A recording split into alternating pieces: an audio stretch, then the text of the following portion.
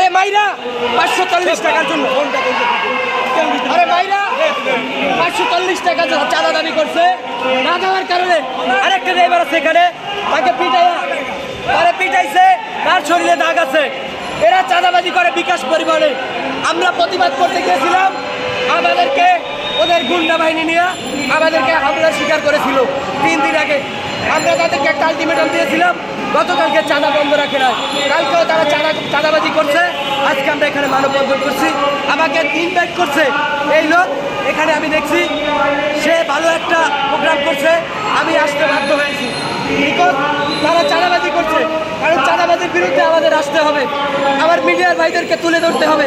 আপনারা দেখেন এই নাম হচ্ছে ওর সাথে আরো একজন আছে, ওর নাম হচ্ছে জাকির।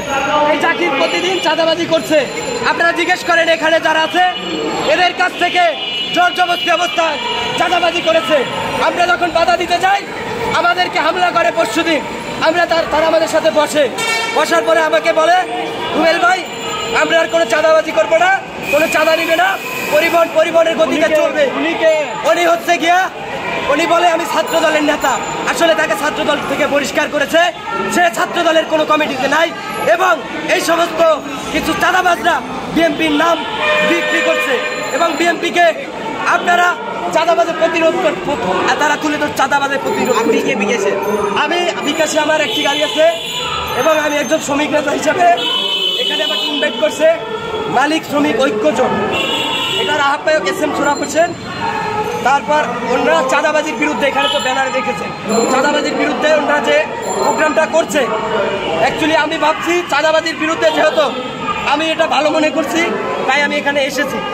আসার পরে তারা আমাকে নিয়েও টানা হেঁচড়া করেছে।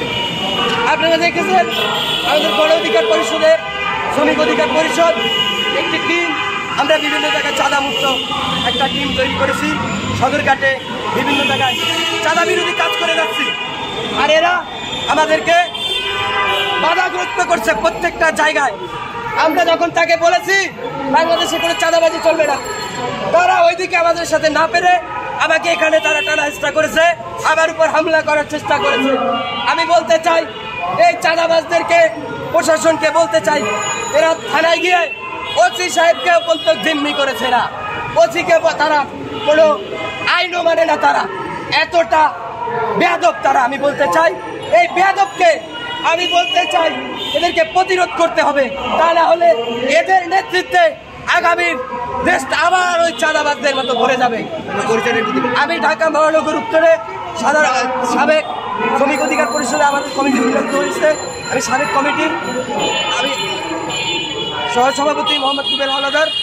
তারা আমার উপর যে হামলা করছে দেখছেন আপনারা, অনেকে আমাকে নিয়ে টানা হেঁচড়া করছে।